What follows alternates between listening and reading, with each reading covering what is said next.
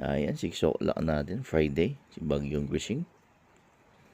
Makita nyo yung tracking niya.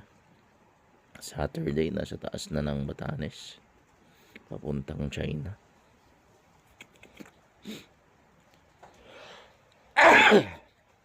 Kaso nga ang problema nito,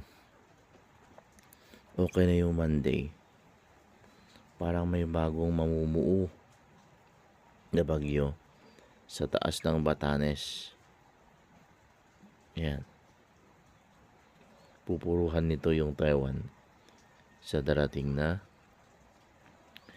Wednesday. Tamo gitnang-gitna yung mata. So Wednesday, mga yan, 3 PM nandyan na sa Taiwan. Oh. Ayan po mga kaigoy, si Typhoon Krising.